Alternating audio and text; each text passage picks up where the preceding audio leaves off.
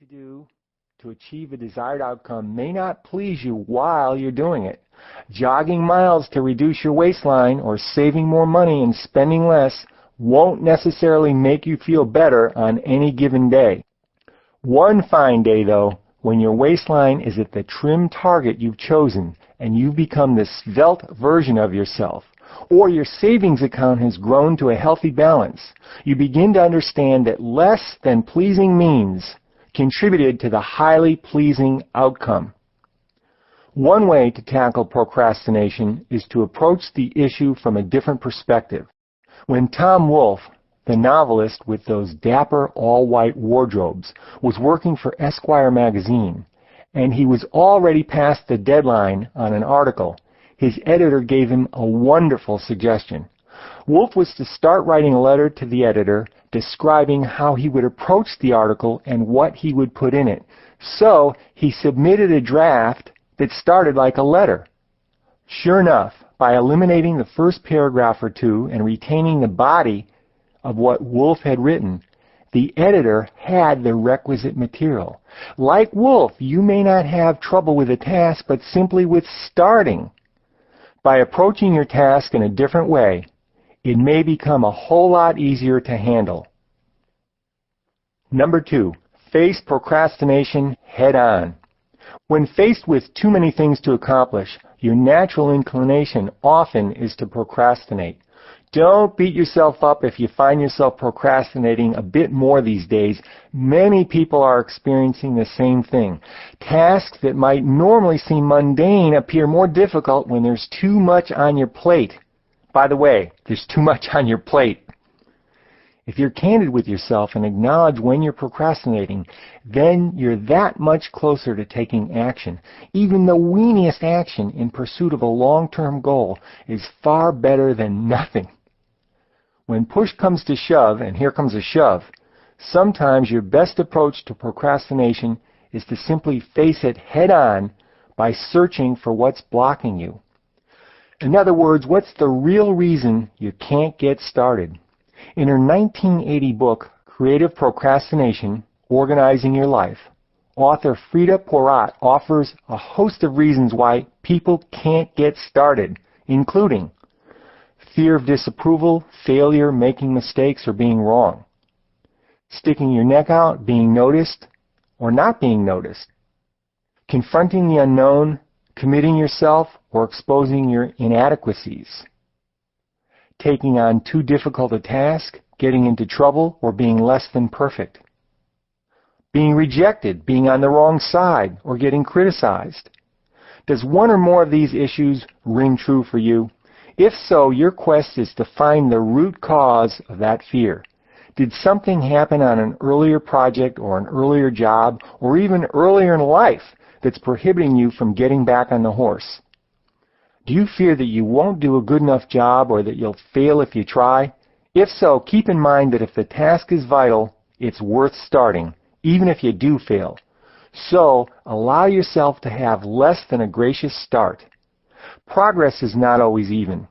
Anticipate some level of breakdown and backsliding. 2 steps forward and 1 step back is more often the rule than the exception. That brings us to number 3, which is reframe the challenge. If you've ever seen Kenneth Branagh's movie, Henry V, you may recall his enactment of a miraculous redirection in military history. Greatly outnumbered by the French at the Battle of Agincourt, Henry offered a speech so stirring and inspiring that his troops fought with a vigor transcending any previous effort. King Henry spoke of the glory of England and how history would look back on that day. By doing such, he reframed his troops' view of the forthcoming event as not merely a battle with the odds stacked against them, but as one of the greatest encounters of history. Win or lose, his men would forever be remembered as valiant soldiers. So too we hear of coaches who give halftime pep talks that turn their teams around and enable the team to achieve victory.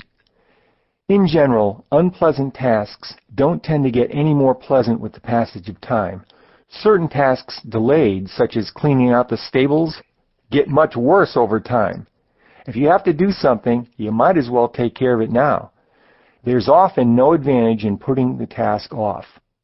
Reframe the task, however seemingly mundane, as something contributing to your long-term prosperity, growth, career advancement, or domestic tranquility, and you'll be far more productive. Generally, it's not the task that's vital, but what the task represents, such as keeping your word, displaying your professionalism, maintaining personal discipline, serving as a model for others, or breaking past old barriers. Closely related to tip number 3 is tip number 4, relate the meaning of your task to something larger. In his book, Everything I Ever Needed to Know I Learned in Kindergarten, author Robert Fulghum discusses a bricklayer who merely goes about his business while other workers seem to be plodding. When this buoyant laborer is asked how he can be so cheerful toiling all day long in the hot sun while his colleagues seem to be less than excited about their work, he says, "They are laying bricks. I'm helping to build a cathedral to celebrate the glory of God." Who knows whether or not this story is true or even if the bricklayer was sane. The point behind it is well taken.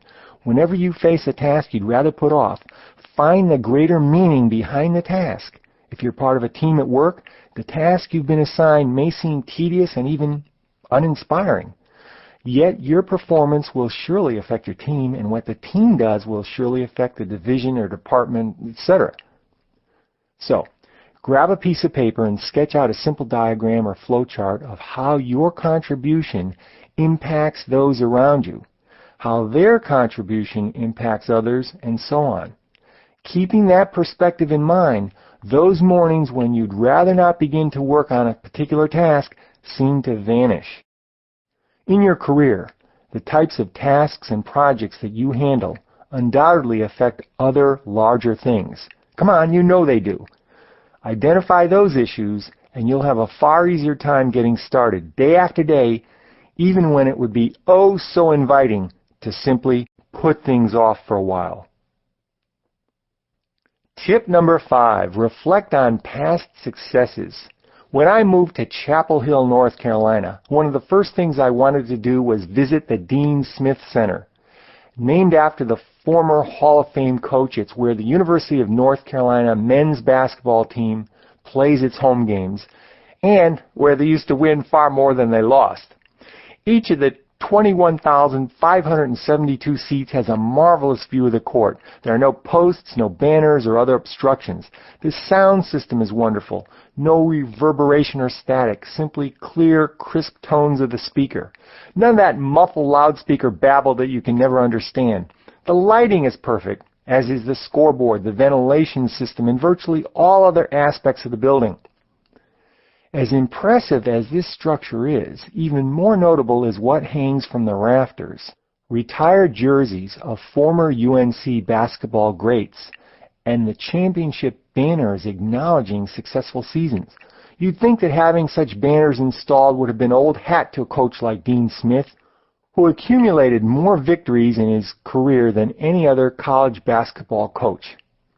Yet, whether it's an Atlantic Coast Conference regular season championship, tournament championship, NCAA tournament participation, second round, Sweet 16, Final 8, semifinals, finals, or even an NCAA championship, which happened in '82 and '93, everything the UNC Tar Heels have accomplished hangs from the rafters for all to see. Okay, so how does this relate to you? If you have trouble getting started on something, review evaluations and letters of praise you may have received from others within your organization, as well as those from external sources. Also, think about the time you had trouble getting started in the past. What happened once you finally got started, and how good it felt once you accomplished what you set out to accomplish. If you can reread your kudos, or evoke those same feelings of satisfaction, happiness, and accomplishment, you may have the winning formula for getting started on a troublesome task. Hey, did I mention what a great listener you are? Number 6, visualize yourself succeeding gracefully. Suppose you have to prepare for an after-dinner speech and you hate public speaking.